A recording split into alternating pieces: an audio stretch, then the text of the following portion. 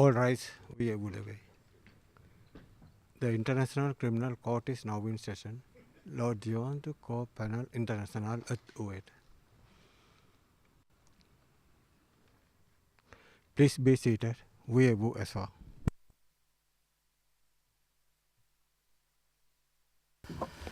Yes. Oui, bonjour à toutes et à tous. Je suppose que il serait plus opportun de citer l'affaire. Le greffier d'audience, oui, bonjour Madame la Présidente, bonjour Mesdames les juges. La situation au Darfour, Soudan, dans l'affaire, le procureur contre Ali Mohamed Ali Abdelrahman, référence de l'affaire ICC 0205 0120, et nous sommes en audience publique. La juge présidente, je vous remercie, et nous allons commencer par les présentations de la représentation légale des victimes. Madame Wistinghausen, merci Madame la Présidente, Mesdames les juges. Les victimes participantes sont représentées aujourd'hui par Maître Anand Chan, le gestionnaire de dossier Saïf Kassis, et moi-même, Maître von Wistinghausen. La juge présidente, je vous remercie. Madame von Wistinghausen, la défense. Bonjour Mesdames les juges. Aux côtés de Monsieur Ali Mohamed Ali Abdelrahman, présent dans la salle aujourd'hui, les stagiaires de la défense, Claire Chauffard, Pénélope Fourré et Salomé Fischer, les assistants Ahmad Issa et Camille Divet, mon confrère Yann Edwards du barreau d'Angleterre et du Pays de Galles, et moi-même Cyril Lauchi du barreau de Marseille.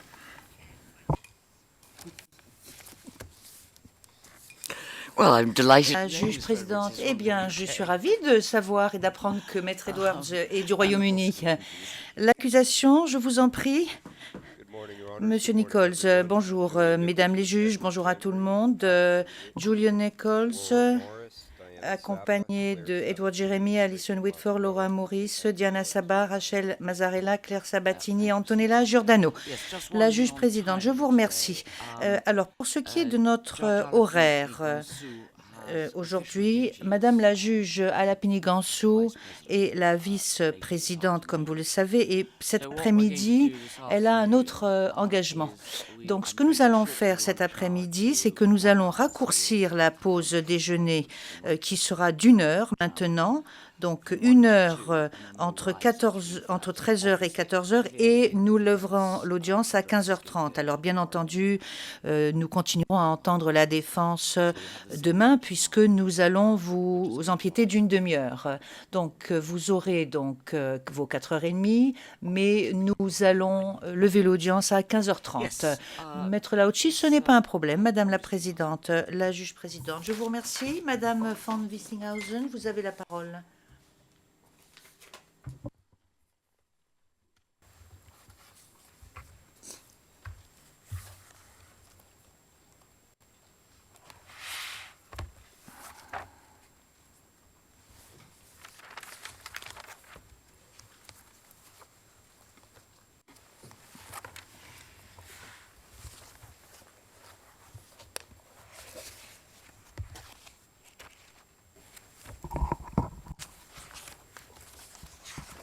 Madam President, Your Honor. Madame von Wistinghausen, Madame la Présidente, Mesdames les juges, je souhaiterais commencer en saluant de nombreux clients qui, comme nous le savons aujourd'hui, sont réunis dans le camp de Kalma au Darfour, ainsi que dans l'est du Tchad avec nos assistants de terrain. Alors bien sûr, ils ne sont pas tous présents, mais certains sont là-bas et ils sont avec nous à distance. Et je saisis cette occasion pour les saluer parce que c'est en leur nom que nous nous adressons à vous. Notre réquisitoire se scinde en différents volets. Je vais commencer. Mon collègue Maître Anand Chan va parler de certains éléments qui émanent du mémoire de la défense, tels que les exceptions d'incompétence, la question de l'identification, le surnom d'Ali Kouchaïb et le statut protégé des populations de Kodoum et de Bindissi. Mais je commencerai en vous disant que je suis donc la représentante légale commune, ou la CLRV, comme nous l'appelons, qui représente 1592 personnes qui ont été admises par vous pour participer en tant que victimes à ce procès. Alors vous voyez donc un aperçu rapide de cette communauté de participants sur vos écrans en 2003 et 2004, à l'époque des événements qui font l'objet, des 4 événements qui font l'objet des charges, qui font l'objet de ce procès. Donc, alors vous avez donc derrière ces données qui représentent un enfant, une femme ou un homme qui viennent tous quasiment de la communauté des Fours. Derrière, donc, il s'agit de personnes, il ne s'agit pas d'un groupe seulement, mais il s'agit d'un groupe composé de personnes qui ont des histoires, des souffrances, des espoirs, des aspirations uniques. Et je souhaiterais vous relayer les propos de l'une de ces victimes. Et vous verrez que nous allons vous présenter les mots prononcés par nos clients, mots qui certes ont été traduits, mais nous souhaitons vous transmettre ce qu'ils ont dit. Le nom de cette cliente est Awa. Elle a survécu à l'attaque contre son village natal de Kodum le 15 août 2003. Elle a été blessée, son mari et plusieurs membres de sa famille ont été tués. Elle s'est enfuie de Moukjar, elle s'est enfuie à Moukjar dans des conditions particulièrement difficiles, a fini par arriver dans l'est du Tchad où elle vit en tant que réfugiée depuis quasiment plus de 2 décennies avec ses 2 enfants qui ont survécu à l'attaque. Lors d'une réunion avec notre équipe en juillet 2024, voici ce que Awa nous a dit. Il revient au juge d'en décider. Mais si vous me posez cette question à moi, personnellement, quel que soit ce que nous recevrons, cela ne nous rendra jamais ce que nous avons perdu. Si j'ai perdu mon enfant, mes parents, ma famille, ils ne vont jamais revenir. Et cette souffrance, elle va rester au plus profond de moi jusqu'au moment où je mourrai. Je ne peux pas oublier toute cette souffrance et la chasser de mon cœur.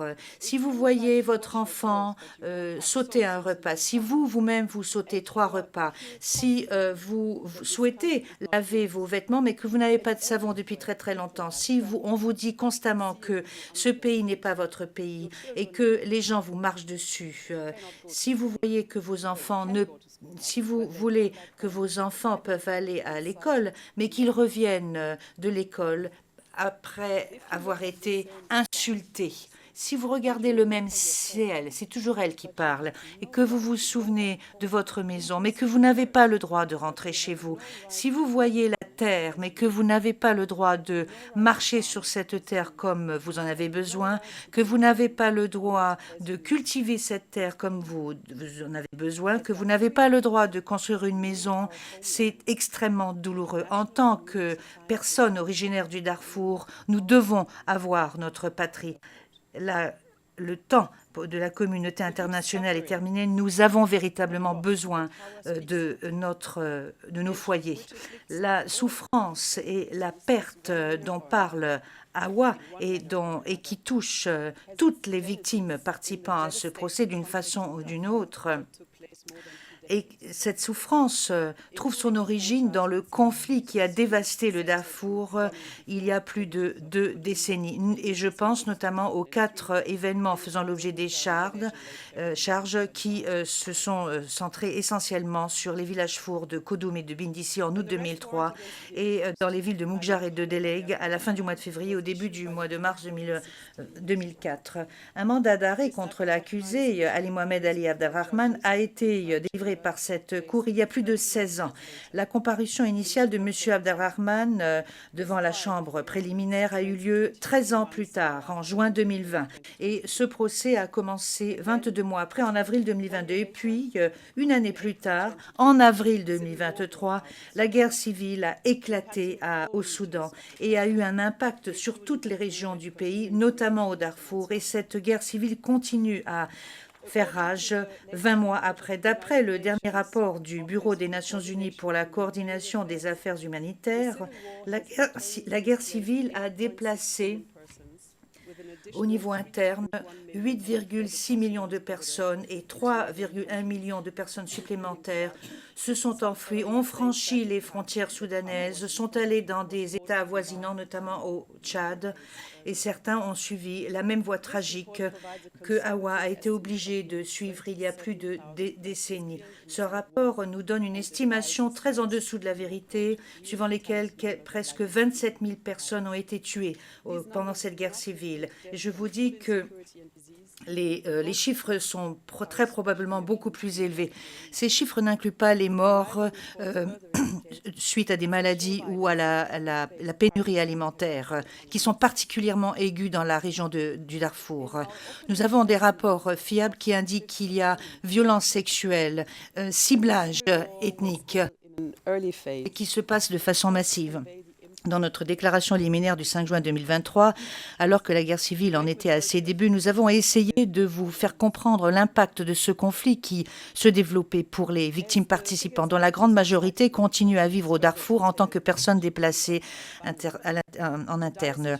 Comme les chiffres que je viens de vous donner et qui se trouvent dans le chapitre 2 de notre mémoire de clôture l'indiquent, la situation d'extrême précarité de la plupart des victimes participantes s'est exacerbée et détériorée. Salah, qui a survécu à l'attaque contre Bindisi et qui vit comme personne déplacée dans la même zone, nous a fourni cette vidéo ou cette mise à jour par vidéo le mois dernier.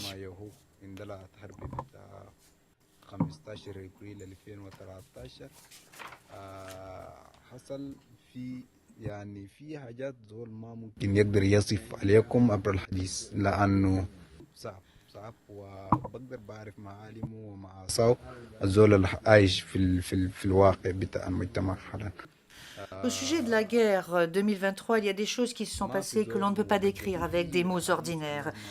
Si nous en parlons, les gens pourraient ne pas nous croire. Les enfants meurent de faim tous les jours. Et avec cette famine, il y a quelqu'un qui amène son bétail dans la ferme d'une personne dont l'enfant vient de mourir de faim. Si une personne sort, il faut savoir qu'il y a beaucoup de menaces. Il y a des gens qui essaient de réagir. Il faut savoir que nous subissons des menaces. La situation est extrêmement difficile. Que nous soyons de Moukjar ou de Bindisi, la situation est extrêmement difficile. Et il ne faut pas oublier qu'il y a également des dangers lorsque nous passons par les postes de contrôle. La situation est très difficile et nous espérons vraiment que ce message sera entendu par la communauté internationale qui tiendra compte de ces crimes, qui fournira des secours aux personnes déplacées, parce que le Soudan et le peuple soudanais, et notamment les réfugiés, ont vraiment, vraiment besoin de vous. Donc, vous devez faire en sorte que justice soit rendue pour eux. Vous devez faire en sorte qu'ils puissent récupérer leurs droits.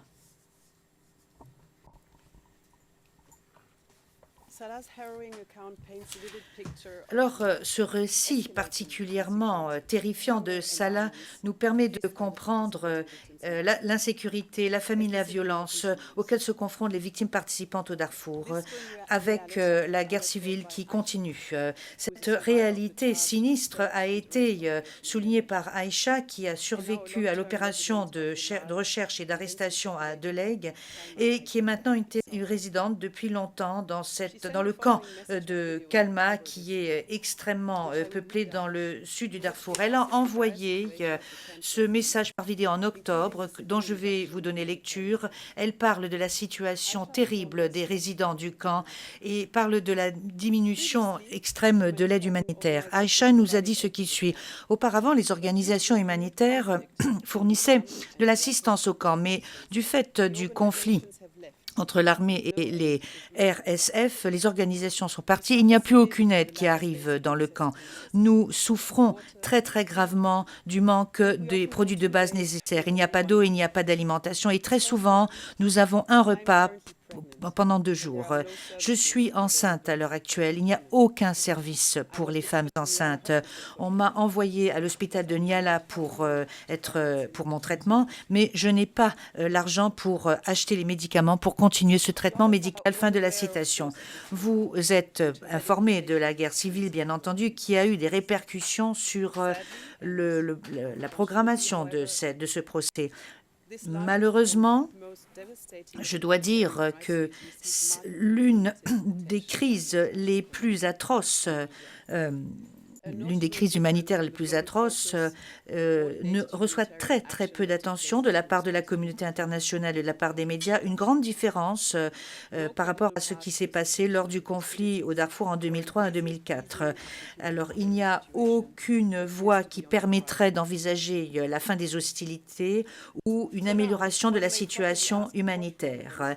Alors, d'aucuns pourraient se demander quelle est la pertinence de la guerre civile actuelle sur le conflit ou pour le conflit du Darfour en 2003 et 2004. Comme nous l'avons indiqué lors de notre déclaration liminaire l'année dernière, ce sont les victimes participantes qui, justement, ont expliqué ce lien lors de nos réunions avec eux, donc réunions et lors des différentes communications par vidéo qui ont été envoyées depuis le début de la guerre civile, les victimes ont toujours dit et répété que l'impunité pour les crimes de masse qui auraient été commis durant le conflit de 2003 et 2004 a justement fait en sorte que les mêmes protagonistes puissent continuer à s'agripper au pouvoir et plonge maintenant l'ensemble du Soudan dans la catastrophe. La Chambre de première instance a entendu des éléments de preuve au sujet de ces protagonistes particulièrement maléfiques. Je pense à l'armée, aux services secrets, à tout l'appareil de sécurité du gouvernement du Soudan et je parle également des forces de soutien rapide qui viennent des milices janjaouides qui auparavant s'étaient alliées avec le gouvernement pendant le conflit de 2003-2004. C'est une conclusion que les victimes ont elles-mêmes tirée. L'impunité engendre l'impunité. Les victimes participantes ont exprimé le point de vue suivant lequel la violence, les destructions de biens et de communautés et le déplacement en masse de population dont a souffert la société Four pendant le conflit de 2003 et de 2004 n'aurait pas empêché les survivants de reconstruire avec beaucoup d'efforts, certes, et grâce à la solidarité qui est connue du peuple Four, leur vie et leur communauté. Les cicatrices profondes engendrées par le conflit de 2003 et de 2004, notamment les cicatrices qui émanent des 4 événements faisant l'objet des charges en l'espèce, auraient pu se cicatriser avec le temps. Ils auraient eu des cicatrices qui resteraient visibles, certes, mais qui ne l'auraient pas empêché de reprendre le cours de leur vie, leurs coutumes, leurs traditions et d'avoir leurs racines dans le sultanat historique de Darfour. Mais ce n'est pas ce qui s'est passé. Vous vous souviendrez des éléments de preuve, des points de vue, des témoins et des victimes participantes qui ont expliqué comment le déplacement initial de 2003 et 2004 a engendré 2 décennies de traumatisme générationnel.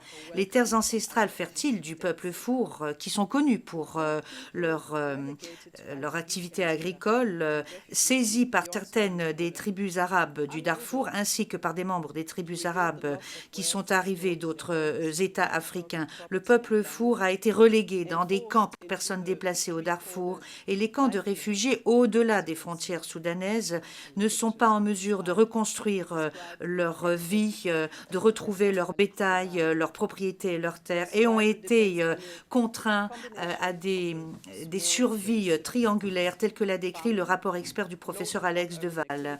Leur survie dépend d'une combinaison d'activités agricoles de subsistance, d'activités urbaines très mal rémunérées, d'assistance humanitaire. Les parents ont du mal à nourrir, à habiller, à éduquer leurs enfants. L'insécurité physique, qui existait même avant le début de la guerre civile, continue à être un fléau pour la population des personnes déplacées. Les familles sont séparées, ce de façon permanente. Les liens et les structures sociales sont de façon indélébile modifiés. L'impact psychologiques, des meurtres, de la violence sexuelle, de la torture, la perte de richesse et de dignité continuent à jeter une ombre négative sur les victimes qui ne bénéficient d'aucune assistance et qui ne peuvent pas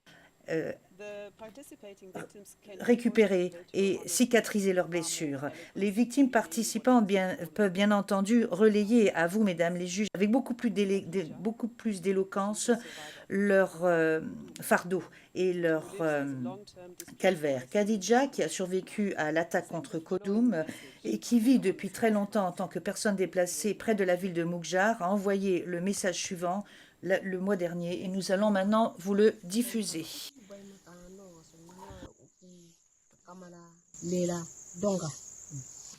Par le passé, nous avions une vie prospère, une vie de joie et de bonheur. Nous avions une certaine prospérité, et ce grâce à nos vaches, à nos moutons, à nos chameaux. Nous avions d'autres biens également, et nous avions même des méthodes de transport qui nous permettaient de poursuivre nos vies. L'une de nos traditions pendant les cérémonies de mariage était que du bétail, qu'il s'agisse de moutons ou de vaches, était donné sous forme de dot, ce qui aidait les familles à avoir une certaine stabilité financière, ce qui aidait les jeunes mariés à avoir cette stabilité financière, et cela leur permettait de commencer une vie stable et de construire une famille. Et puis lorsque nous avions besoin d'acheter certains objets, tels que des vêtements par exemple, nous les échangions très souvent contre du bétail. Toutefois, les Janjaweed se sont emparés de notre richesse et ne nous ont rien laissé. Ils nous ont chassés et déplacés vers d'autres lieux, puisque nous voulions vivre dans un environnement plus sûr, mais nous n'avons pas retrouvé cette sécurité jusqu'à présent. Il faut savoir qu'il y a eu à Delej, 18 femmes ont été déplacées et elles ont été victimes de viols. Un grand nombre de personnes ont eu des infections. Et je dois dire que lorsque nous avons eu cette situation, un grand nombre de personnes de notre communauté a commencé à avoir, comme je le disais, des infections qui ont engendré des problèmes d'infertilité.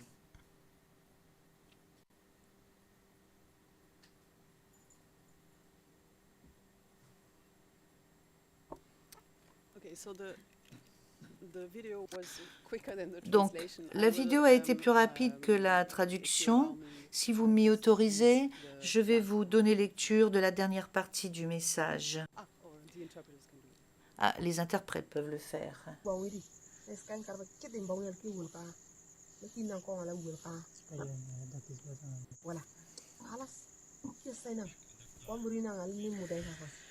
Donc, à cette époque, nous étions des jeunes filles. Moi, j'étais l'une de ces jeunes filles. Je ne peux toujours pas avoir d'enfants à cause des viols que j'ai subis. Je suis une victime et j'ai vraiment besoin de traitement médical. Les violations commises par les Janjaweed sont trop nombreuses pour être comptabilisées et trop pénible et horrible pour être exprimé avec des mots simples. Lorsque je me souviens de ces événements, je suis complètement traumatisée. Très souvent, je ne peux pas dormir comme vous le voyez maintenant sur l'écran. Toutefois, je souhaiterais que les juges de cette cour entendent ma voix. Nous vivons dans des conditions particulièrement précaires.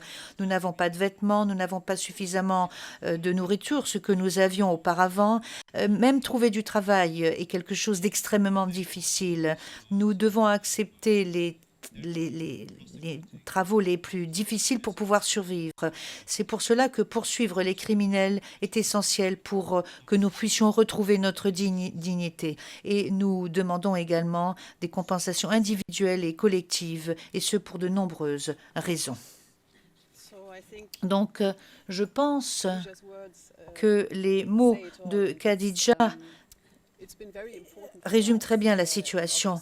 Donc, pour nous, cela a été très important. Bien sûr, vous comprendrez que nous avons dû altérer les traits des visages de nos clients, mais nous avons pensé qu'il serait important de respecter la promesse que nous leur avions faite, à savoir que vous entendiez ce que les victimes ont à dire. Et le message a été traduit pas par moi, bien entendu. Donc, je m'excuse. Bon, la qualité n'était pas extraordinaire pour des raisons évidentes, mais c'était la seule façon de vous faire entendre leur voix dans votre prétoire. Salah, donc, qui s'est adressé à vous il y a quelques minutes, parle également de la trajectoire suivie par sa jeune vie après l'attaque contre son village de Bindisi en août 2003. Et vous allez entendre la deuxième partie de son message.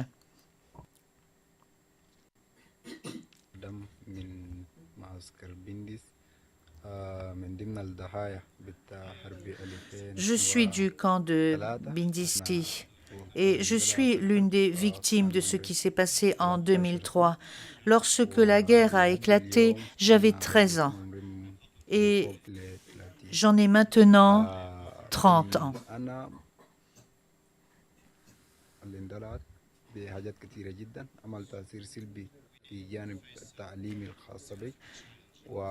Nous avons dû surmonter des défis importants du fait de ces événements.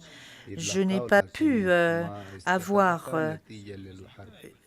une enfance normale pendant ma jeunesse. Du fait de la guerre, je n'ai pas pu faire ce que font beaucoup de jeunes enfants.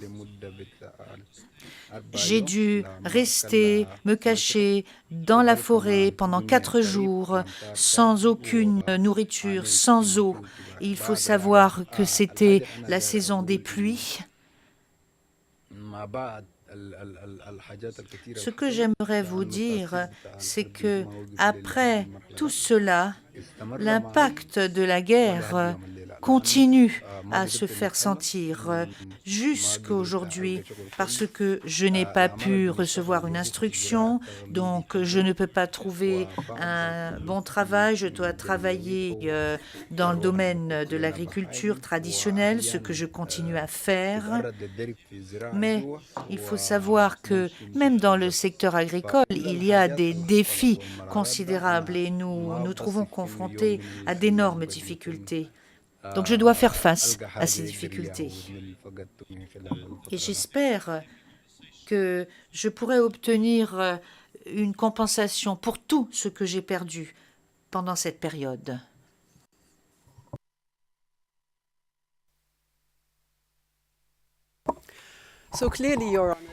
Donc, clairement, mesdames les juges, on ne peut déconnecter la situation des victimes participantes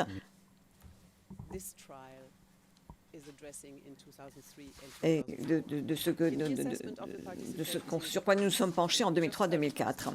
Et nous venons d'entendre Salah et ses mots. La réalité de ce que leur vie est devenue au cours des 20 dernières années est directement liée à l'absence de responsabilisation pour les personnes et les acteurs responsables des crimes de masse qui ont été documentés pendant le conflit du Carrefour en 2003-2004 et l'absence de mécanismes de réconciliation, de restitution et de réparation.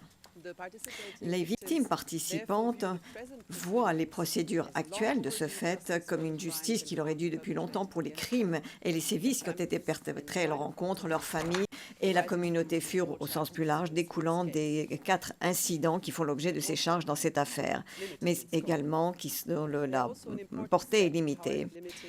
Et il y a une étape importante, même si elle est limitée, dans cette lutte générale contre l'impunité qui a amené le Soudan à descendre sur ce chemin de guerre civile dévastatrice et qui se poursuit. En tant que victime participante, Adam, un survivant de l'attaque à Bindisi, a exprimé la chose suivante pendant une réunion.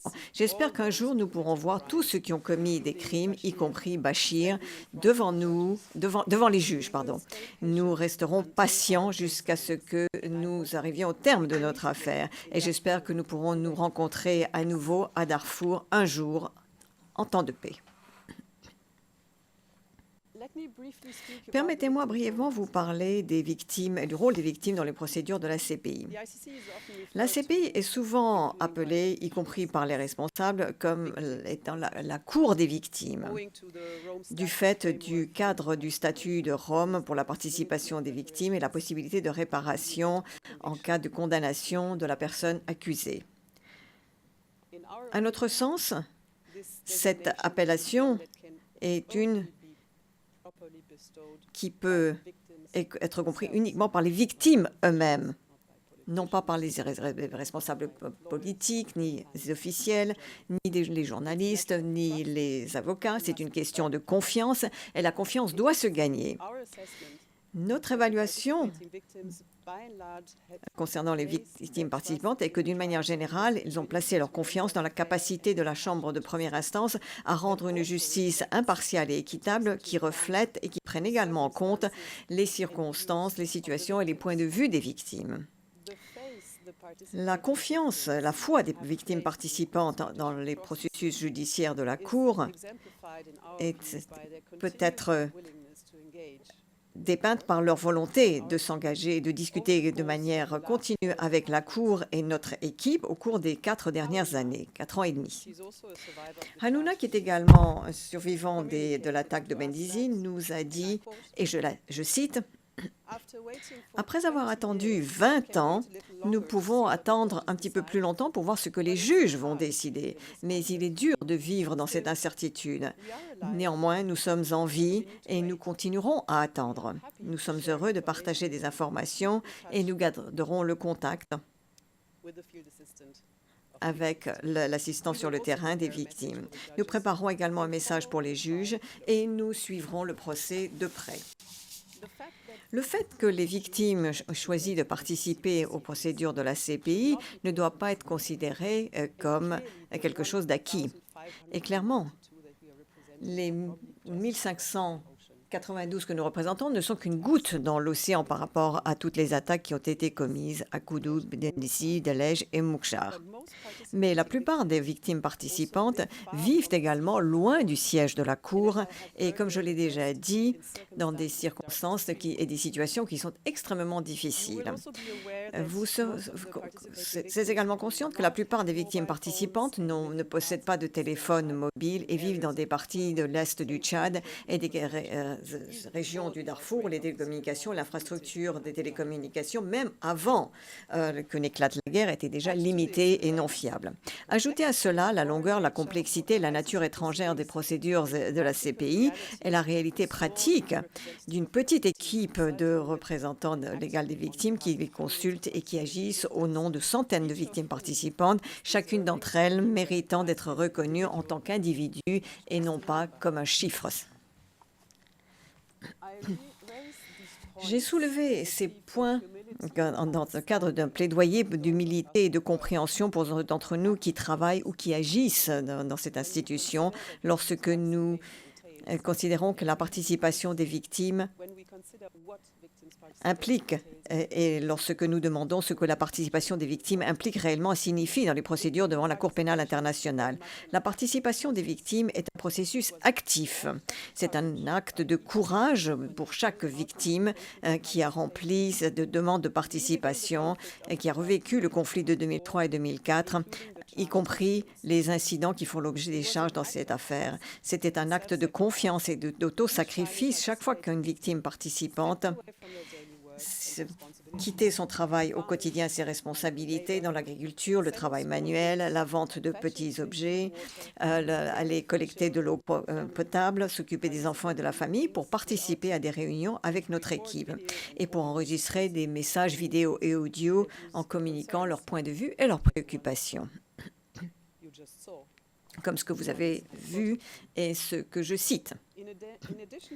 Outre les dangers, les difficultés et les infamies qui ont été infligées par l'homme, les victimes participantes, confinées dans des camps de réfugiés et de personnes déplacées à l'intérieur, qui leur servent de maison depuis 20 ans, courent également des risques face aux catastrophes naturelles, y compris les inondations et les incendies, comme cela a été indiqué dans la section 2B de notre mémoire de clôture. Le témoin V01, je ne sais pas si vous en souvenez, qui a comparu devant les juges en juin 2023, nous a récemment envoyé une vidéo qui décrit la situation dans son camp de réfugiés à l'est du Tchad, où environ la moitié des victimes participantes et basées au Tchad vivent et qui avait été totalement submergée par l'inondation vers la mi-août de cette année. toutes les maisons avaient été détruites, toutes les habitations avaient été détruites. V1 a dit la chose suivante, et je cite, « Nous ne sommes plus à même maintenant de nous occuper de nous-mêmes, ni des plus jeunes, ni des plus âgés. Nous ne pouvons même pas quitter cet endroit pour nous rendre dans le village à côté pour obtenir de la nourriture. Et même si nous arrivons en ville, il n'y a pas de légumes ni de nourriture de disponible. L'inondation a détruit toutes les cultures et tous les produits de la culture. Notre communauté a aidé et fourni un petit peu ce qu'elle pouvait, mais pendant 6 semaines, personne n'est venu vérifier ce qui nous était arrivé, pas même les organisations humanitaires. Ce camp est en ruine. Il est non fonctionnel, il est inondé et l'on y meurt de faim. La mort est proche de nous tous et nous n'avons même pas de kafan, de linceul pour enterrer nos morts si des gens meurent.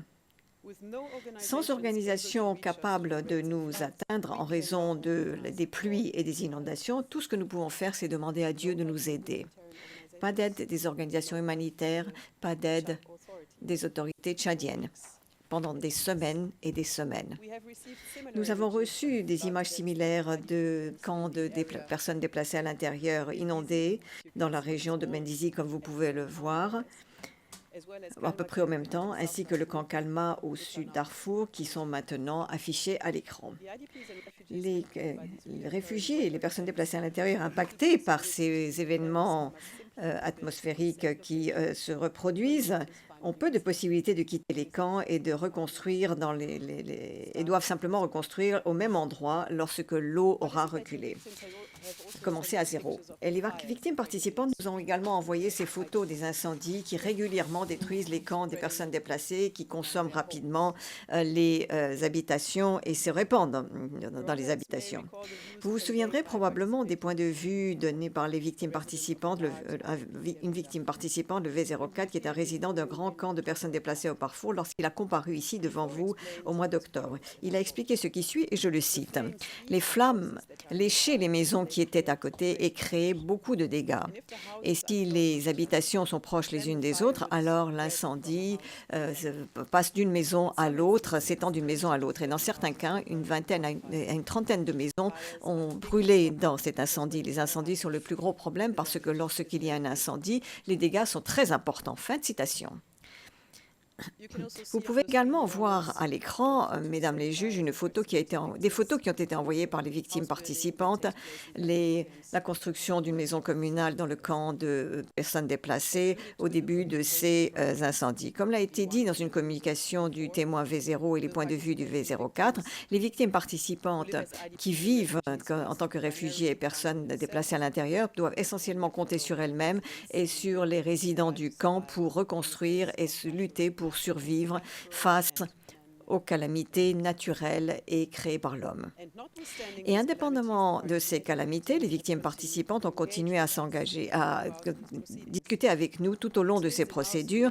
Et dans notre soumission, nous disons que c'est un autre testament de la nature active de cette participation. Peu importe la distance énorme et les difficultés importantes entre cette cour et les réalités et les luttes de leur vie quotidienne. Vous vous souviendrez probablement de la détermination de la victime participante V3 qui est venue et qui pendant 3 jours s'est déplacée sur une route, sur des routes difficiles, depuis le camp des réfugiés à l'est du Tchad pour arriver à N'Djamena, la capitale. Et là, il a attendu pendant 2 semaines de plus, loin de sa famille et de son exploitation agricole, avant de pouvoir voyager pour comparaître en personne devant la chambre de première instance. Lors de son retour, il est passé par des endroits inondés, des vallées, pour retourner dans le camp de réfugiés, et il avait raté la plupart de la saison des récoltes dans ce processus.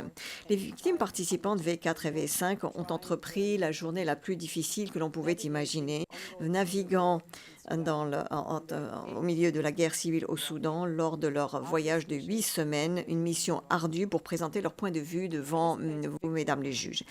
La victime participante V2, Hassan, qui était un enfant à l'époque où son village de Mendizi a été attaqué, était la seule personne qui était originaire du Soudan et qui a comparu sous son propre nom au cours de ces procédures sans mesure de protection.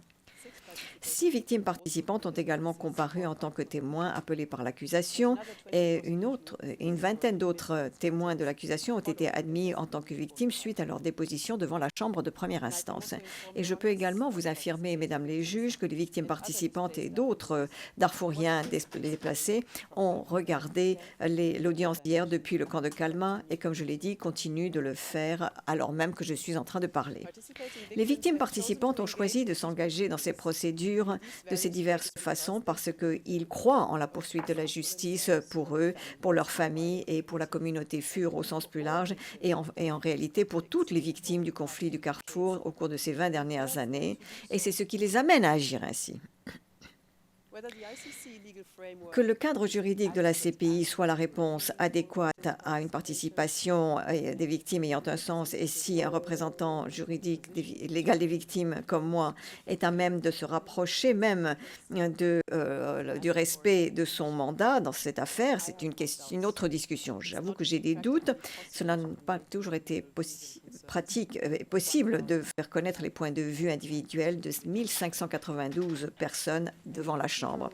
Et les droits procéduraux des victimes sont accordés en fonction de la perspective que l'on adopte et elles sont très limitées. Mais j'espère et j'attends à ce que l'on puisse voir l'impact mesurable de la participation des victimes et que cela se reflète dans la décision de la Chambre de première instance d'après l'article 74 des statuts. Quelle a été notre approche de ces procédures en tant que représentant légal des victimes? Tout au long de ces procédures, nous avons cherché à aider la Chambre de première instance dans son mandat de quête de la vérité, qui, je le sais, est un terme qui n'est pas adopté par toutes les juridictions, mais c'est quelque chose qui est adopté ici. Et c'est pourquoi nous nous battons et nous essayons de servir en tant que lien, le conduit entre les victimes participantes et vous, mesdames les juges. En interrogeant les témoins et dans notre mémoire de procès et notre déclaration liminaire, nous avons réellement mis l'accent sur des sujets qui sont pertinents pour que la Chambre puisse comprendre les vies et les moyens de subsistance, l'histoire riche et longue et les structures de société, les traditions de la population FUR, notamment dans les localités de Wadi Salah et de Moukjar, dans ce qui y était à l'époque l'État de Darfour-Ouest. Lorsque les éléments de preuve dans le dossier n'étaient à notre sens du moins pas suffisamment clairs ou détaillés, nous avons également entrepris des différents questionnements concernant la base des crimes qui sous-tendent les incidents et dans les charges qui sont les quatre incidents dans les charges qui sont reprochées et l'impact à court terme et immédiat des crimes allégués sur les victimes participantes et la communauté FUR dans son ensemble. Nous avons également essayé de donner aux témoins la possibilité de s'adresser à leur chambre en tant que statut de victime témoin et d'exprimer les circonstances dans lesquelles ces victimes vivent aujourd'hui et expliquer également leurs attentes par rapport à ces procédures. Conformément à les directives de la Chambre concernant la conduite des procédures, et c'est ainsi que je le vois, c'est notre propre compréhension de notre mandat, nous n'avons pas à aucun moment entamer des questions qui concernent directement la culpabilité ou l'innocence des accusés. Et nulle part dans notre mémoire, vous trouverez le terme de quoi que ce soit qui n'a pas été prouvé au-delà de tout doute raisonnable. Et ceci n'est pas pour dire que les victimes participantes n'ont pas de point de vue très clair sur ce dernier point, c'est-à-dire la culpabilité ou l'innocence de l'accusé. Elles en ont probablement, comme cela peut se refléter dans leur demande, leur formulaire de demande et dans leur communication et consultation avec notre équipe. Néanmoins, les points de vue des victimes participantes à cet égard, dans ce cadre juridique, ne sont pas des éléments de preuve, tel que je le comprends. Et le cadre juridique de la Cour indique que le procureur et la défense sont les acteurs premiers mandatés pour s'occuper des éléments de preuve et s'adresser à la Chambre sur la responsabilité pénale alléguée de M. Abdelrahman. Et je voudrais que ceci soit parfaitement clair. Nous avons bien entendu remis notre mémoire de clôture et je vais essayer de ne pas répéter ce qui y figure. Et toutes les citations que vous entendez aujourd'hui ne figurent pas dans ce mémoire de procès. Et il y a également quelques réponses que nous voulons donner en réponse au mémoire de la défense, mais très rapidement. Mais dans notre mémoire de clôture qui a été remis le 1er novembre 2024, tardivement, nous avons adhéré à cette position. Nous avons essayé de mettre l'accent sur les aspects de l'affaire, les juridiques et factuels, qui sont les plus importants ou qui sont la plus grande préoccupation des victimes participantes, en dehors même des actions de M. Abdelrahman Saleh pendant la période visée par ces événements. À cet égard, nous ne sommes pas d'accord avec la soumission de la défense dans ses écritures du 5 décembre 2024, à savoir que l'inclusion au paragraphe 85 de notre mémoire d'une citation d'une ligne d'une victime participante exprimant son incrédulité face à la défense primaire de l'accusé, à savoir qui n'était pas connu sous le surnom de Ali Kouchaïb, car cela revient à aller au-delà d'une ligne rouge. La défense, l'accusation et les représentants légaux des victimes sont tous d'accord pour dire que les points de vue des victimes participantes ne peuvent pas être considérés comme des éléments de preuve pour déterminer la culpabilité ou l'innocence de l'accusé, et cela, je l'ai déjà dit. Cette citation n'est pas un élément de preuve et par ailleurs ne discute d'aucune question de fait. C'est au contraire quelque chose tout à fait en accord avec les droits des victimes participantes dans le cadre de l'article 68.3 du statut, et c'est un point de vue exprimé sur une question essentielle dans l'affaire qui a été communiquée par notre truchement. Et comme les soumissions précédentes dans notre mémoire de clôture le disent clairement, c'est un exemple spécifique d'un point de vue largement répandu exprimé par les victimes participantes et donc expliqué, comme cela est expliqué dans notre mémoire, la raison pour laquelle nous avons décidé de faire des soumissions sur la question de ce qu'affirme la défense concernant une identification erronée. Ayant revu de très près les mémoires de clôture respectives de l'accusation et de la défense, nous nous en tenons aux soumissions juridiques et factuelles dans notre mémoire de procès et notre mémoire de clôture. Et je demande à la Chambre de première instance, avec le respect que je vous dois, de tenir compte de cela de la même manière que la Chambre l'a fait concernant toutes nos plaidoiries écrites et orales dans ces procédures. Il y a néanmoins 6 sujets qui découlent du mémoire de clôture de la défense et que nous nous sentons obligés d'aborder au nom des victimes participantes.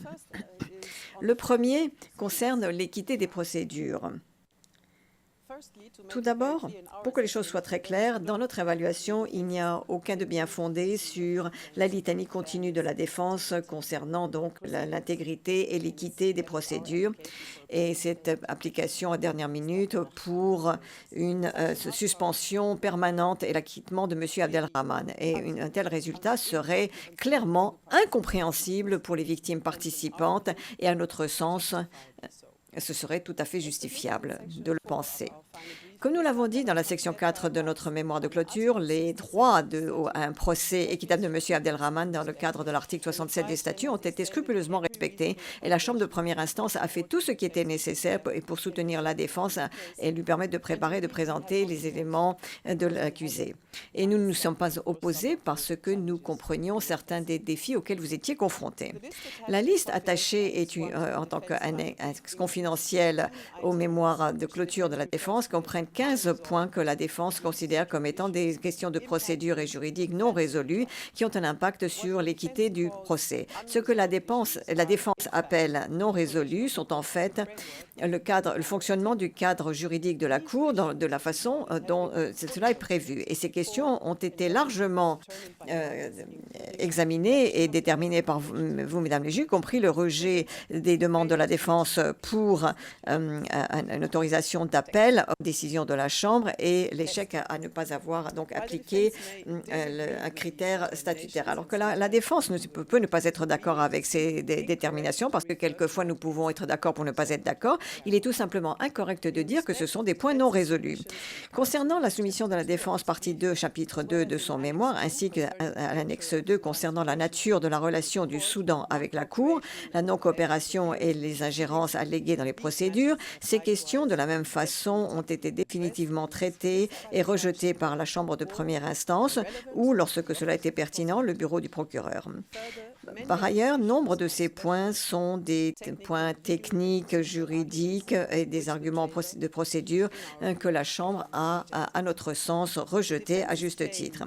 L'affirmation de la défense au paragraphe 53 et 54 de son mémoire d'une ingérence alléguée par le gouvernement soudanais concernant les témoins dans ces procédures et le non-respect des communications confidentielles de la Cour sont sans fondement et spéculatifs. À notre sens, la répétition de ces affirmations rejetées sont malheureuses et risquent de nuire à la confiance des témoins et des victimes participants de la CPI actuelle et à l'avenir, et la capacité de la Cour, concernant la capacité de la Cour à protéger leurs informations confidentielles. La demande de la défense pour que M. Abdelrahman soit acquitté sur la base de ces différentes affirmations de procès équitable devrait, à notre sens, être complètement rejetée. Car, comme les victimes participantes l'ont dit à la Chambre, le travail de la justice représentée par ces procédures que les victimes ont confiées à la Cour devrait avancer sur des biens fondés. Et je vais maintenant passer la parole à M. Shah. La juge présidente, merci Maître Westinghouse. M. Shah.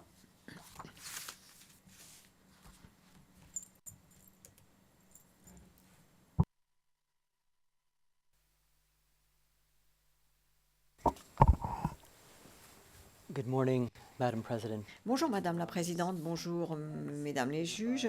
Comme cela a été indiqué par Maître von Westinghausen, je vais vous parler de 3 sujets concernant le mémoire de clôture de la défense. Le premier, la contestation par la défense de la juridiction de la compétence de la Cour dans le cadre du principe de l'égalité indiqué dans la partie 2, chapitre 1 du mémoire de la défense.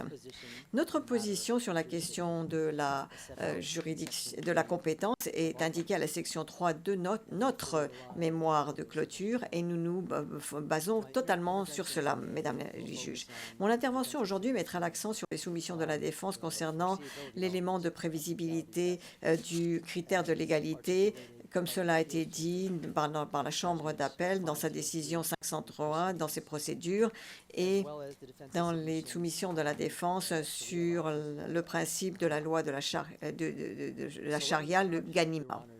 Permettez-moi, Mesdames les juges, de commencer en notant que les victimes participantes ont exprimé de manière consistante et leur croyance totale en la nature criminelle et sanctionnable du comportement qui est indiqué dans les charges telles qu'elles ont été confirmées. Nos clients considèrent que la position de la défense qu'un individu dans les circonstances de l'accusé n'aurait pas compris que cette conduite était illégale et pouvait faire l'objet de poursuites. Et ceci est sidérant pour eux. Et nous disons que les victimes participantes ont le droit d'être sidérées, Mesdames les juges.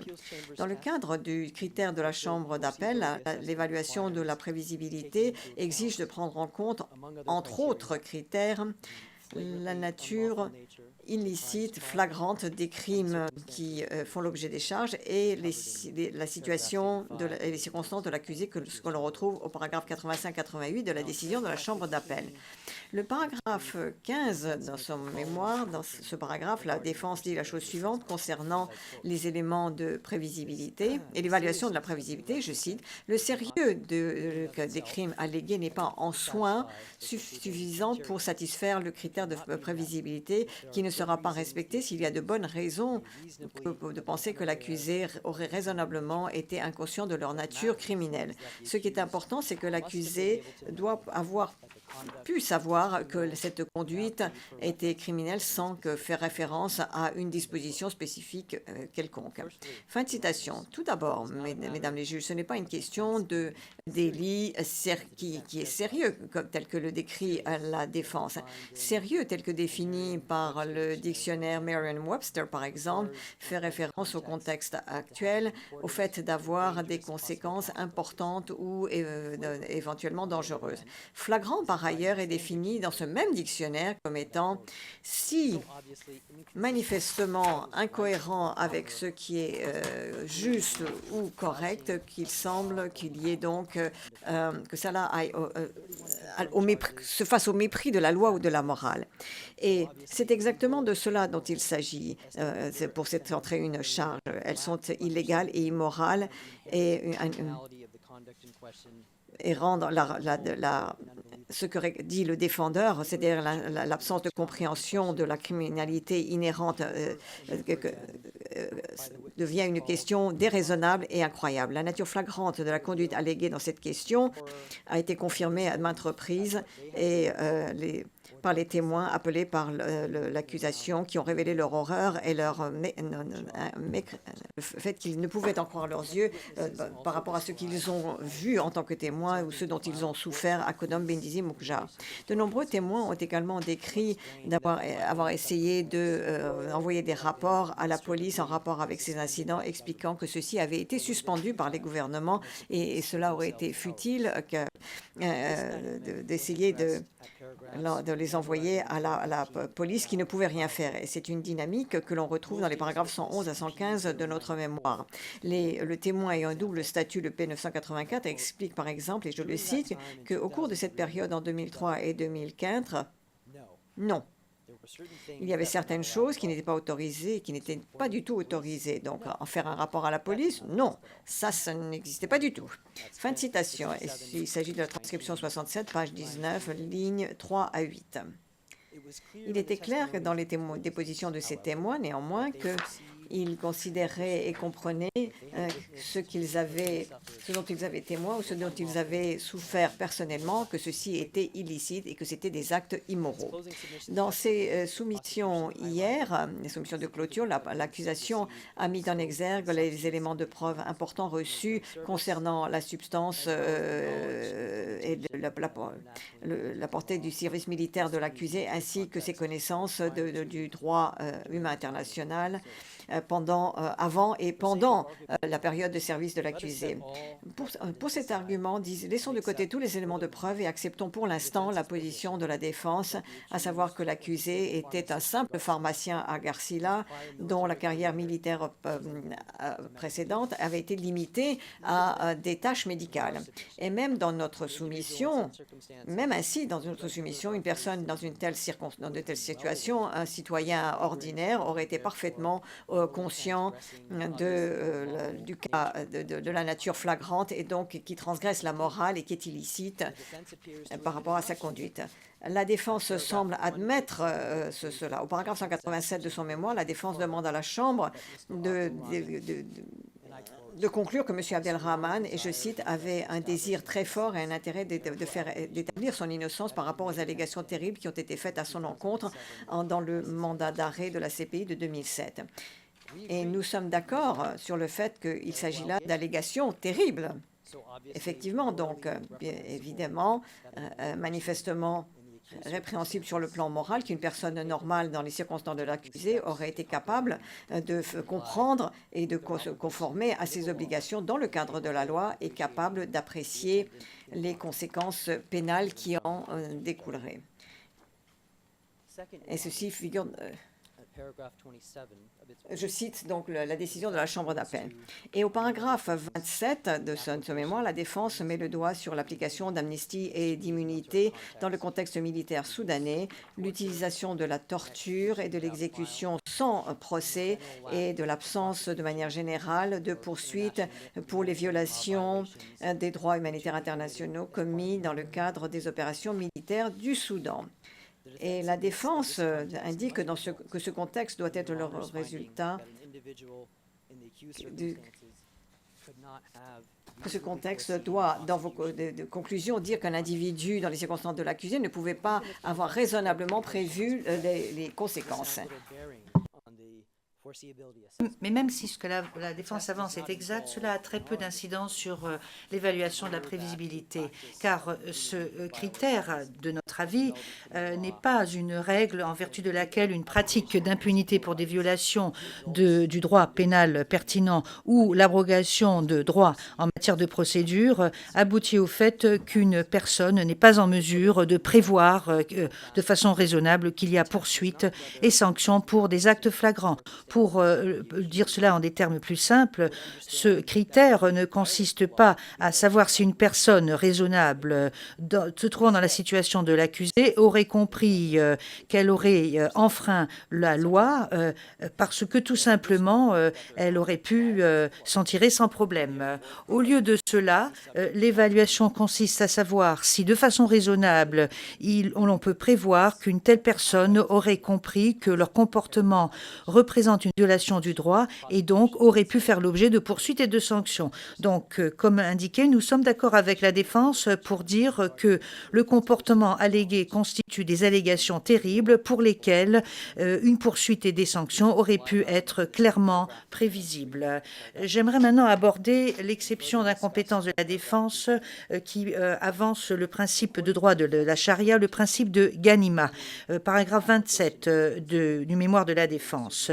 Et ce thème est également évoqué au paragraphe 257. D'après l'interprétation de la défense relative au sens et à l'application de ce principe dans le contexte juridique et militaire du Soudan en 2003 et 2004, et comme si, je cite, le pillage de villages identifiés par les autorités comme des sites de l'ennemi était permis, fin de la citation. C'est une interprétation qui ne tient pas compte véritablement des éléments de preuve. Comme indiqué au paragraphe 50 de notre mémoire de clôture, les éléments de preuve présentés, notamment le témoignage de D16, établissent que l'application du concept de Ghanima, conformément à la législation de 1986 pour les forces armées soudanaises, était strictement limitée au camp de l'ennemi qui était défini de façon précise, conformément à l'article 3 de cette loi, comme des ennemis extérieurs, des rebelles hors la loi, des gangs armés qui étaient prêts à des opérations de combat.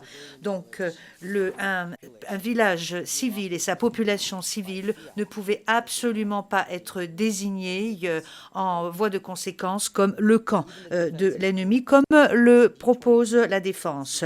Même le témoin expert de la défense, le D23, a accepté que dans ce contexte, l'ennemi ne pouvait pas inclure des femmes et des enfants. Et je fais référence à la transcription 142, page 74, ligne 15, jusqu'à la page 75, ligne 23. Donc nous avançons, mesdames les juges, que les victimes participantes qui ont exprimé un point de vue relevant du bon sens et étayé par la législation pertinente et les faits. La Cour a exercé à juste titre sa compétence sur l'accusé eu égard aux 31 charges confirmées. Et vous devrez donc envisager la question également du seuil, déterminer le seuil et l'envisager, qui est la première défense avancée par l'accusé. Alors, cette défense fait l'objet du chapitre 5 de notre mémoire de clôture et fait également l'objet du chapitre B du mémoire de clôture de l'accusation. Et hier, l'accusation a développé cette idée. Alors, nous souhaiterons ajouter quelque chose, outre les éléments factuels détaillés.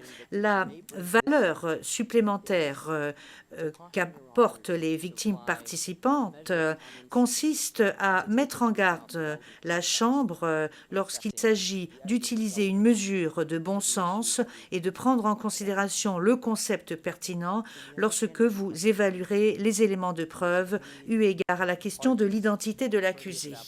Les victimes participantes, et cela a été accepté par les parties et cela a été déterminé par les éléments de preuve, comprennent que M. Abdelrahman qui n'est pas allégué que M. Abdelrahman était quelqu'un de l'extérieur qui venait d'arriver dans la localité de Wadi Sali en 2003. Il y était bien établi dans la ville de Garcila, et ce, pendant de nombreuses années avant l'année 2003, peut-être même pendant plus d'une décennie. C'était quelqu'un de connu dans la localité. Et puis, il faut ne pas oublier les informations biographiques essentielles qui correspondent à M. Abdelrahman et à cette personne qui est identifiée comme Ali Kouchaïb.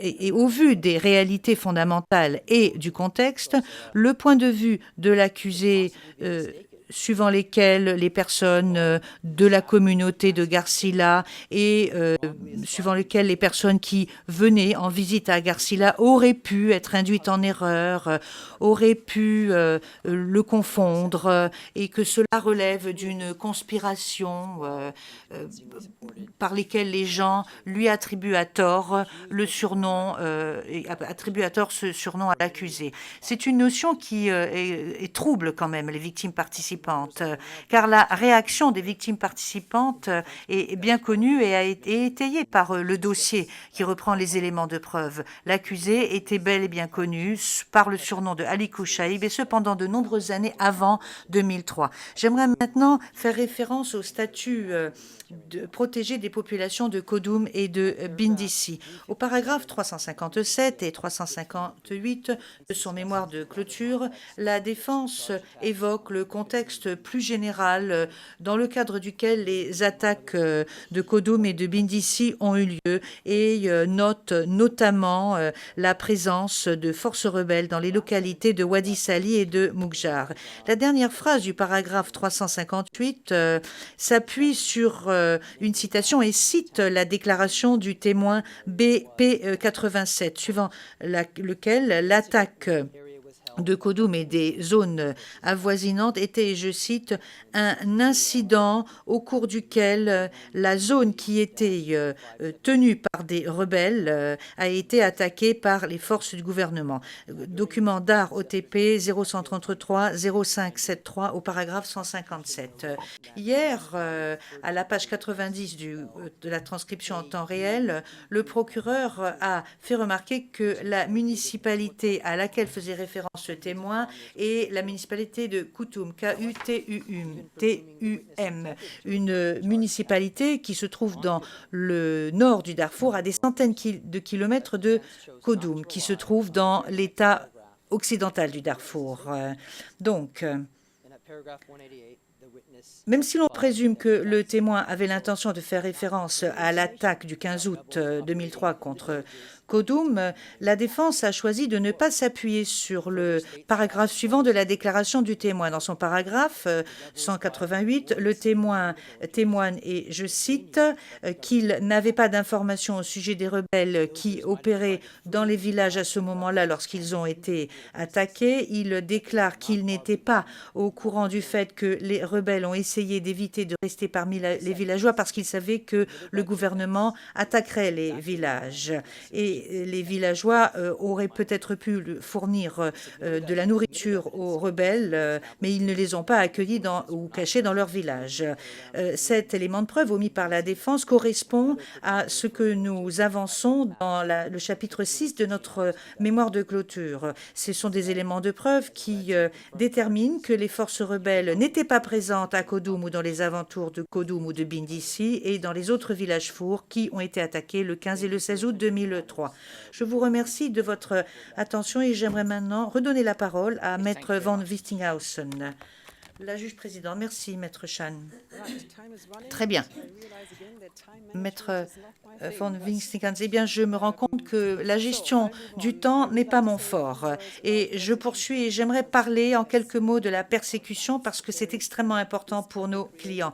Il y a donc le motif qui sous-tend, le mobile qui sous-tend et la nature des 4 événements faisant l'objet des charges. Et j'aimerais attirer votre attention sur les chefs 21 et 31 des charges confirmées qui allèguent la persécution pour des motifs ethniques, politiques et des raisons de genre qui constituent un crime contre l'humanité. Les victimes participantes sont d'avis que leurs communautés ont été ciblées par leur propre gouvernement et les milices locales alliées au gouvernement du fait de de leur identité ethnique et du fait de leur identité de genre et parce qu'ils étaient considérés comme des sympathisants des mouvements rebelles. Ce sont les chefs d'accusation qui sont peut-être les plus durs pour les victimes participantes parce qu'elles ont été victimes également par le biais des autres délits et crimes commis.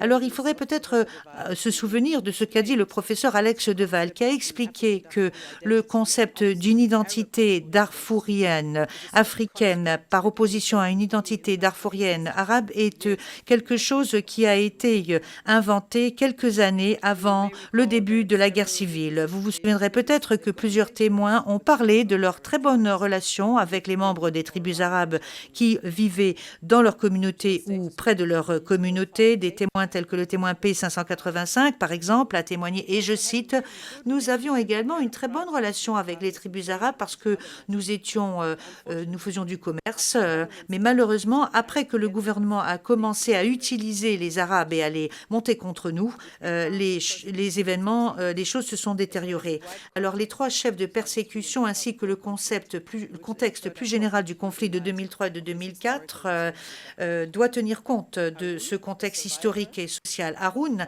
un survivant de l'attaque de Bindisi, a résumé la nature profondément enracinée du préjudice dans un message vidéo qu'il nous a envoyé en octobre 2024.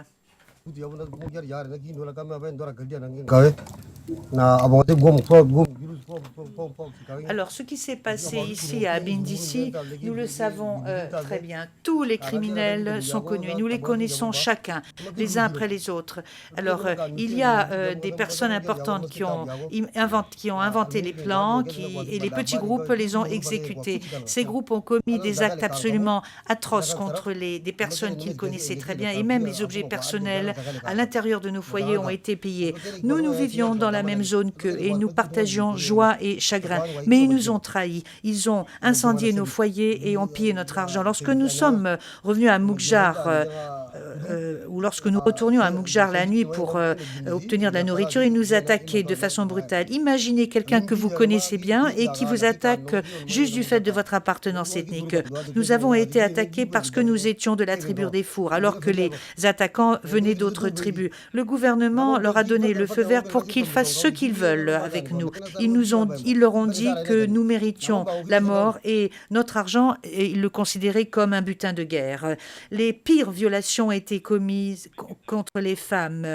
Notamment, ils les ont fait marcher à quatre pattes par terre entre les jambes des soldats et les ont insultés, roués de coups et fouettés. Alors notre message à la Cour est que nous ne voulons pas que ces criminels continuent à vivre parmi nous. Ils nous ont trahis et ils devraient être tenus pour responsables de leurs crimes. Nous aimerions parler de ce que la défense avance au paragraphe 542 à 544 de notre mémoire de clôture pour ce qui est de l'événement de Moukjar et au paragraphe 646 à 650 au sujet de Delej. La défense avance fondamentalement qu'aucune persécution du fait de motifs ethniques, politiques ou de genre a eu lieu du fait de l'identification et de la détention d'hommes, essentiellement fours. La défense insiste sur des éléments de preuve relatifs à la recherche et à l'arrestation et des opérations d'arrestation qui ciblaient les hommes fours qui venaient de l'extérieur de Moukjar et de Leg, qui auraient pu être des membres des forces rebelles où la défense fait état de listes de membres suspects des forces rebelles qui ont été utilisées et a indiqué que tous les hommes fours ne relevaient pas de cette catégorie. Et nous avançons en fait que la défense, en adoptant ce point de vue, minimise l'impact des attaques qui avaient ciblé les villages essentiellement fours, car ce n'est pas seulement la population four qui résidait dans la zone de Sindou, où se trouvaient les forces des armées et les forces SLM qui se sont réfugiées réfugiés à Moukjar et à Délègue pour essayer de trouver refuge. Mais il faut savoir qu'il y avait des milliers de civils, essentiellement fourrs. Alors, la défense utilise des critères qui sont soigneusement calibrés. Étant donné le contexte de déplacement contraint de masse qui ciblait essentiellement la population fourre et le nombre relativement peu élevé des forces SLA dans l'ouest du Darfour, les éléments de preuve déterminent qu'une composante essentielle a été utilisée par les forces. Il s'agissait des critères illicites d'appartenance ethnique, de genre et d'affiliation politique. Donc, nous avançons que les éléments juridiques et factuels du crime contre l'humanité, de persécution sur la base d'appartenance ethnique, de genre et d'appartenance politique sont bien établis. Ce sont des personnes qui ont été ciblées parce qu'ils avaient été séparés de leur famille. Il n'y a aucun doute dans l'esprit de nos clients. Nous constatons également que cette affaire est la première affaire au cours de laquelle une chambre de première instance va se pencher sur des allégations de persécution pour genre qui constituent un crime contre l'humanité qui cible les hommes. Donc, nous avançons que si la conclusion de la Chambre pourrait faire permettre de progresser la cause de la justice. Nous aimerions maintenant nous intéresser à ce qui est avancé au paragraphe 501 dans le mémoire de clôture de la défense. La défense avance que les éléments de preuve qui apparemment sont des éléments qui sont corroborés par de nombreux témoins représentent une mémoire collective de témoins qui ont vécu les uns avec les autres pendant de nombreuses années après les événements et qui correspondent à une présomption renforcée. Sur les 9 témoins qui sont avancés par la défense, 7 sont des victimes participantes, donc il s'agit de mes clients. Hier, le procureur a répondu de façon détaillée à ce qu'a indiqué la défense. Et nous ne voulons pas réitérer la même chose, mais nous aimerions nous appesantir sur un point de principe. Car si l'on prend le point de vue des victimes participantes, le concept suivant lesquels ils se souviennent d'événements traumatisants de leur vie et pour la vie de leur communauté devrait être supposé comme représentant des récits non véridiques parce qu'ils ont été déplacés sous la contrainte de leur foyer dans des camps de réfugiés pendant les 2 dernières décennies. Cela est quand même une pilule très amère pour les victimes participantes. La défense cite était de quelque chose qui ne correspond absolument pas à la jurisprudence et indique que des personnes déplacées qui vivent près les unes des autres devraient être considérées comme présentant des éléments de preuve non fiables et contaminés les uns par les autres. Il y a des éléments de preuve qui ont été présentés au juge, mais je dirais que cela doit véritablement être rejeté de façon catégorique au nom de nos clients.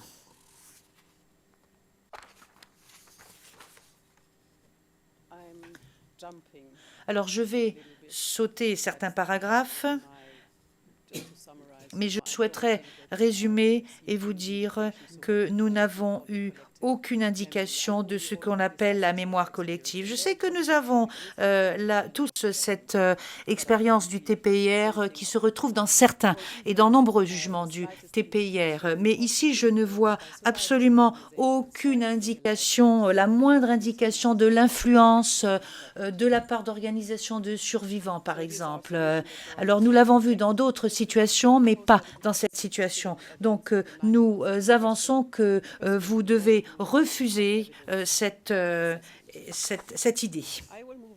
Et j'aimerais maintenant aborder une partie extrêmement importante de ma déclaration de clôture. Il s'agit des points de vue, des aspirations et des préjudices dont ont souffert les victimes victimes participantes. Vous avez déjà entendu plusieurs victimes participantes dans notre mémoire de clôture, dans notre déclaration liminaire et dans notre mémoire en première instance. Nous avons expliqué par le menu les différents types de préjudices dont ont souffert les victimes, qu'il s'agisse de préjudices physiques, psychologiques, matériels, à court terme, à long terme, personnels ou pour l'ensemble de leur communauté, qu'il s'agisse de préjudices différents d'une génération par rapport à une autre. Et je vous exhorte vivement à prendre cela en considération lorsque vous réfléchirez au point de vue des victimes et à l'impact des crimes. Donc je ne vais pas réitérer ce qui a déjà été dit. Toutefois, au vu du nombre qui augmente pour les victimes participantes, qui est le double du nombre des victimes au moment de notre déclaration liminaire, il est important de tenir compte des déclarations de nombreuses victimes qui n'ont pas toujours été citées par nous, car nous ne pouvons évidemment pas citer toutes les victimes dans cette déclaration, dans notre réquisitoire. Chaque fois que nous avons eu des réunions avec les clients, et nous avons eu de nombreuses réunions, ils nous ont parlé. Et je leur ai fait une promesse. Je leur ai dit que je relayerais leurs propos sans les reformuler. Donc parlons dans un premier temps de la vie au sein de la communauté Four avant le conflit et parlons de la perte de leur foyer et du déplacement à long terme et de l'impact pour la vie de leurs clients. Les attaques contre Bindisi et Kodoum ainsi que les attaques sur d'autres villages des victimes participantes ont laissé plus que des ruines physiques. Cela a désintégré la trame sociale de ces communautés. Oumran, un survivant de l'attaque de Kodoum, nous a expliqué lors d'une réunion par vidéo, et je cite, « Pour de nombreux parents, regarder leurs enfants grandir dans un environnement complètement détaché de leur héritage et patrimoine est une souffrance terrible, car il y a un écart entre les générations pour ce qui est des valeurs culturelles, car les coutumes et les valeurs qui auparavant étaient transmises de génération en génération sont difficiles à maintenir dans les camps. Haroun, qui est maintenant déplacé à Delège, dit lors d'une communication par vidéo, et je cite, « Nous avions une belle vie avec nos familles et nos proches. Maintenant, nous sommes éparpillés. Certains se trouvent dans des camps extrêmement distants. » Et Awa dit, « Nous étions respectés à une époque. Nous avions une certaine dignité. Mais maintenant, dans ces camps, nous sommes traités comme si nous ne valions absolument rien. » Et puis Fatima qui a envoyé un message en février 2024 et elle nous a dit « C'est un peu comme s'ils avaient effacé notre existence. Chaque fois que nous essayons de nous raccrocher à quelque chose, on nous l'enlève. » Haroun, un déplacé à Delège, a indiqué « Auparavant, nous avions une très belle vie. Nous étions avec nos parents qui nous élevaient, qui nous éduquaient. Nous avions tout le confort, la sécurité nécessaire. Nous avions l'éducation officielle dans les écoles, l'éducation dans les écoles religieuses et ce qui nous était enseigné par nos parents. » Fin de la citation. Et Ismaël a dit, et je cite, « Avant, nous avions tout et nous vivions des vies, nous avions des vies tout à fait normales. Nous partagions nos joies et nos souffrances. Mais après que nous avons été attaqués par les milices, tout a changé. Les milices ont pris tout ce que nous avions et détruit tout ce qui restait dans le village. Maintenant, il ne reste plus que des bribes de destruction et de ruines. »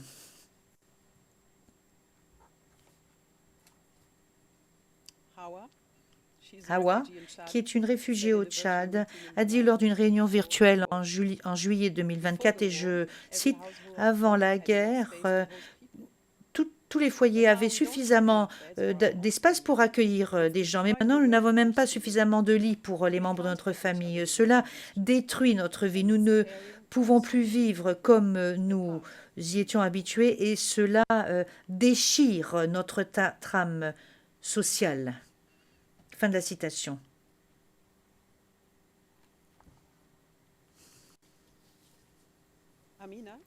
Amina, qui vit dans un camp de réfugiés au Tchad, dit, et je cite, « La guerre nous a divisés ». Moi, j'ai des membres de ma famille qui se trouvent dans d'autres camps au Soudan. Je ne sais pas quelle est leur situation, tout comme ils ne connaissent pas ma situation. Vivre dans un camp, c'est l'une des vies les plus terribles sur la guerre, et cela ne fait que s'empirer. Je suis très préoccupée pour notre pays. Je crains que nous ayons perdu notre pays et que nous ne retrouverons jamais. Tout ce que je veux, c'est rentrer chez moi. Donc, mettre en exergue les défis auxquels se confronte la communauté, Mohamed insiste sur le manque de sécurité et je cite, « Même dans les camps de déplacés, nous sommes encore et toujours persécutés. » Tous ces messages disent la même chose en des termes très simples et parlent des conséquences des déplacements à long terme, déplacements depuis le foyer et déplacements depuis les terres ancestrales. La vie des personnes déplacées depuis plus de 2 décennies a prouvé à quel point les victimes continuaient à souffrir encore et toujours. Alors nous le savons tous, chaque fois qu'il y a un conflit armé, et cela est valable également au Darfour, la violence était particulièrement terrible pour les femmes. Je pense au témoin V01 et à la victime participante V05 qui vous a parlé de façon détaillée de ce sujet lorsqu'elles sont venues, lorsque nous avons présenté notre thèse pour les victimes. Alors, il est difficile de parler du viol dans la communauté du Darfour et la communauté des Fours, parce que cela est compliqué par les stigmas culturels et sociaux. Alors, préserver la dignité des survivantes est extrêmement important, et pour leur permettre d'être réintégrées dans la société, la communauté évite de parler de ces événements. Alors, il y a par exemple ce silence qui perdure. Nour, par exemple, qui souffre de dépression, parle de la perte de son père, mais dit également nous, ma sœur aînée, la femme de mon père et moi-même, l'avons enterré nous-mêmes par respect pour son âme. J'ai été battue, insultée, ma dignité a été violée, et à cause des coups dont j'ai souffert au niveau de la tête, je continue à souffrir jusqu'au jour d'aujourd'hui. Fin de la situation, on comprend très bien ce à quoi elle fait référence. Alaouia de Koudoum également a relaté dans une vidéo son calvaire. Elle parle des femmes. Elle dit « Nous avons pâti et souffert de nombreuses humiliations, notamment nous les femmes. Il y a eu de nombreux cas de viol, de fausses couches, de séparation familiale et de panique. Nombreux sont les enfants et les personnes âgées qui sont mortes, et parce qu'il n'y avait pas suffisamment de nourriture, de vêtements, et que c'était la raison des plaies. » Et puis elle dit « Nous avons été battus et traités pire que des animaux, comme si nous n'étions même pas des êtres humains. Les chiens, on les lapide, mais nous, on nous a battus avec des armes et des bâtons. Les violations continuent. Les services médicaux, notamment pour les femmes enceintes, ne sont absolument pas disponibles. » Fin de la citation. Fatima, une autre ancienne résidente de Koudoum, a relaté le traumatisme qu'elle a vécu lorsqu'elle a perdu son enfant lors de l'attaque du village. Nous avons essayé de nous échapper, mais en tant que femme, il était impossible de courir plus vite que les chameaux et les chevaux. Je suis restée toute la journée là-bas, ce qui fait que mon enfant est mort, décédé et tué par l'eau. C'est en fait parce qu'elle est entrée dans l'eau et avait son enfant sur le dos. Donc elle décrit les conditions de famine, de maladies mortelles, des conditions extrêmement pénibles. En dépit de la solidarité et de la résilience de ces femmes, il est extrêmement impressionnant de parler avec elles. Halima a relaté en juillet 2024, lors d'une réunion virtuelle, ce qui suit. Et je cite, « Il nous est très difficile de nous aider comme nous en avions l'habitude. Nous essayons de rassembler les femmes qui travaillent dans les fermes et nous distribuons ce que nous avons récolté, mais la situation devient intenable. Tout le monde est épuisé. Il n'y a pas d'eau, il n'y a pas d'électricité, il n'y a pas d'alimentation, il n'y a pas de médicaments. Nous partageons le peu que nous avons avec les animaux.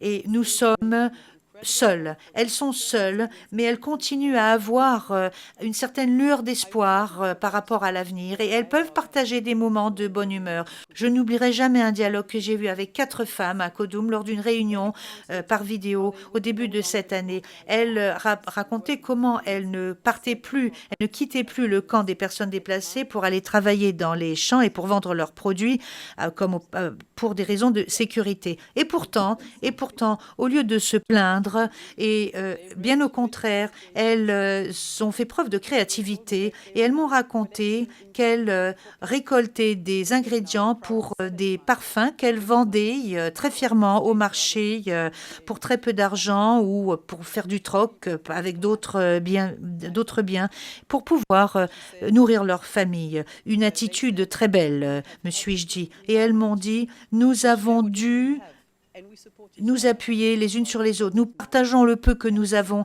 et nous nous soutenons parce qu'il n'y a personne d'autre qui nous soutient. Il s'agit de Fatima qui parlait lors d'une réunion avec nous. Et je sais que l'heure tourne. Et oui, la juge présidente, poursuivez. Les enfants, et je dois parler des enfants, comme étant les membres les plus vulnérables de la communauté, et nous en avons brièvement parlé, ont souffert de problèmes terribles. Simplement parce qu'ils étaient des enfants pendant les événements ou simplement parce qu'ils sont nés dans les camps de réfugiés ou ont grandi dans ces camps de réfugiés de personnes exploitées avec tout ce que cela implique. Certains ont parlé du stigma d'être des enfants nés du viol, ajoutant à cela d'autres couches de traumatisme aux circonstances déjà difficiles. Youssouf, qui est un survivant de l'attaque de Benghazi, parle de l'impact sur les enfants dans une vidéo qu'il nous a envoyée et il dit « Je parle des effets de la guerre sur les enfants, de la souffrance des enfants qui sont le groupe le plus vulnérable de la société et celui le plus touché pendant les guerres et les catastrophes. Et ceci parce qu'ils dépendent des autres. Et dans le même temps, les enfants et les femmes enceintes ne peuvent pas supporter les conditions très dures qui accompagnent la guerre comme la faim et les maladies. Et dans ce contexte, je dois dire qu'il y a eu beaucoup de fausses couches pendant la guerre en raison de l'insuffisance de denrées alimentaires, le bruit des armes et d'autres circonstances, le fait de marcher de longues distances à pied, courir, le stress, la peur. De telles conditions ne conviennent pas aux femmes enceintes et aux enfants et engendrent des conséquences négatives pour les femmes enceintes. Fin de citation.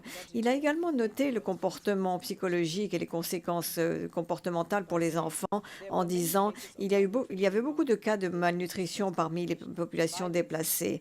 La violence également existait chez les enfants, influencée par leur exposition aux événements en cours qu'ils ont commencé à mimer. Par exemple, on a commencé à avoir des enfants qui portaient des armes et qui utilisaient des armes. Fin de citation. Asma a décrit, et une enfant pendant les années 2003-2004,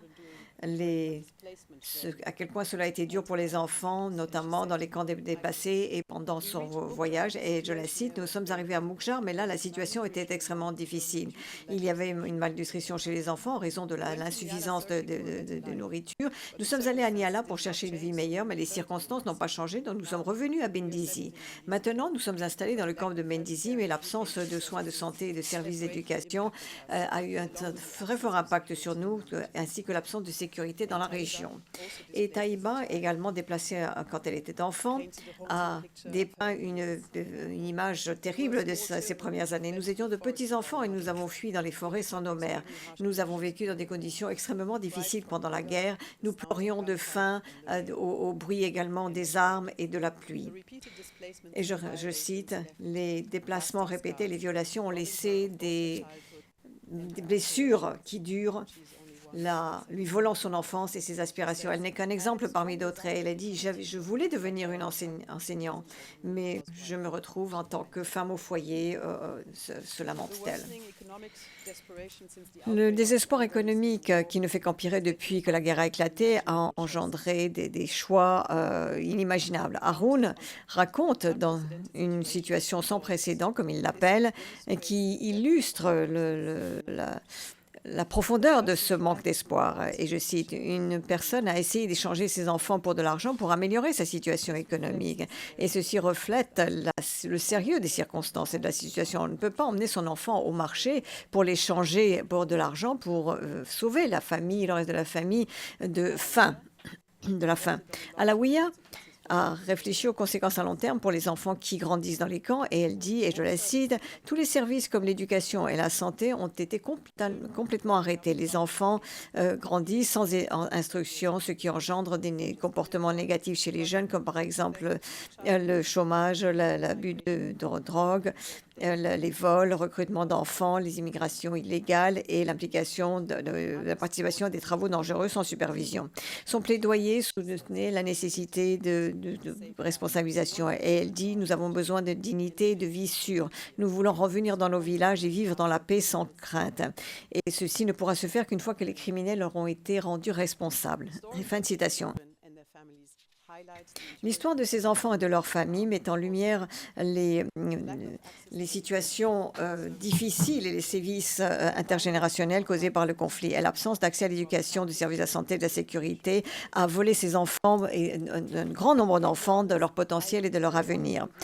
Je serai très honnête avec vous, Madame la Présidente et Mesdames les juges, je vous demanderai un peu plus de temps que ce qui m'avait été alloué parce que je dois encore parler de la malnutrition, des dégâts psychologiques et des attentes par rapport à la Cour. Je suis consciente du fait que c'est une demande inhabituelle, mais je représente beaucoup de personnes, comme je l'ai dit, et beaucoup de cela n'a été reçu que la semaine dernière. Nous n'avons même pas pu le mettre dans le mémoire. Et je pense que je souhaite réellement pouvoir, je ne sais pas comment le dire, respecter la promesse que j'ai faite.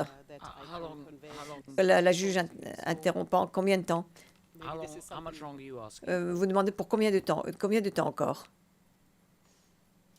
Demande la juge présidente. Madame von Witzenhausen, une vingtaine de minutes, je pense.